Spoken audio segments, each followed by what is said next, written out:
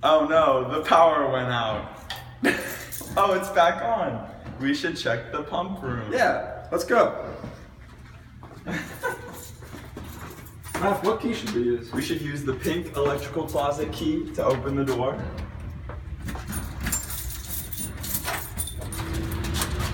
All right. Don't get too scared. So here's the pump room. So in case of an electrical outage and you have to come here and make sure everything's okay, there are 4 things you should check. And let's go through the order and maybe you'll learn something. So over here,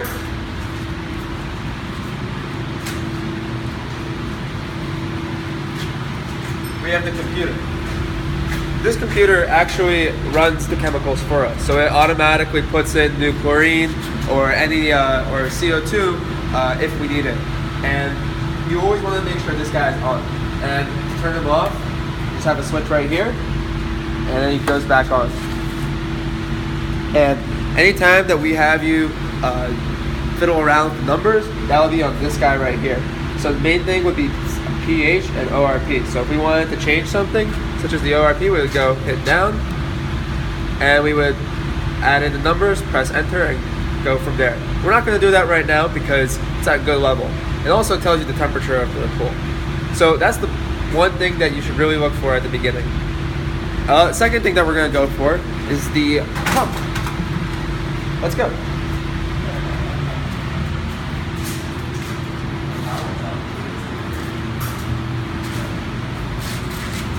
So right here, this shows you the effluent water flow rates. So that means that water is actually flowing through the system. And if it were for whatever reason to be off, these gauges would be at 0. And the pumps are regulated over here. So the pool actually has 2 pumps, but we only run 1 at a time. So we put this out of order sign, not because it's out of order, but just because we don't want to make you confused as to which one's being used at the moment. Right now we're using pump 2, so everything that we do is on the pump 2 system. Every 6 months or so, we switch over to the other pump. That way we have equal wear and tear between the 2. And they are right here. So that's the second thing we should look at. If for whatever reason the temperature is off of the pool, which could rarely happen, temperature gauge is all the way over here.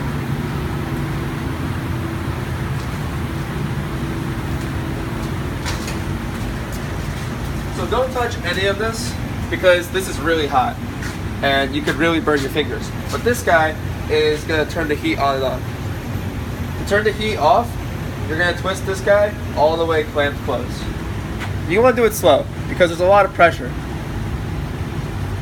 It's the red handle on the pipes because it's hard to see in the video.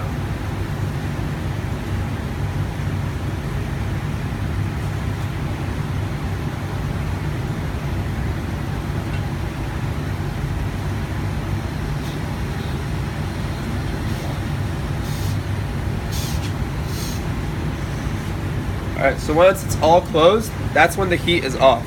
So it could be a matter of maybe someone forgetting to turn it back on, but for whatever reason, if the pool is like very cold, you want to turn it back on.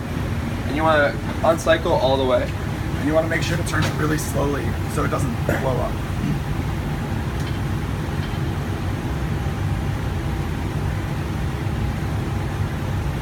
This is where you can cue the elevator music. The elevator music.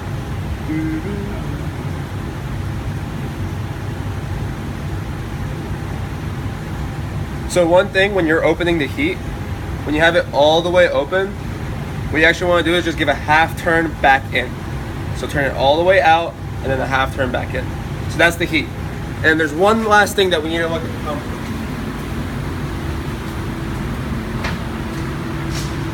So our pool uses a UV filter, and that guy's right here. And as you can see, it says UV. So in the case that it turns off, you're gonna see some numbers over here. So right now, it says that there's a dose in the flow, which means that it's on. But for whatever reason, I wanted to restart, I'd press stop or reset, and there would be a timer here. The timer is 7 minutes. So I can't start it until that timer's finished. And in the case of an electrical outage, this guy would turn itself off. And you would just have to come in here and press start to get it going. So you just hit start and you don't even worry about any of this. And that's all there is. That's all there is to the pump room. So I think we can figure it out next time there's an electrical outage.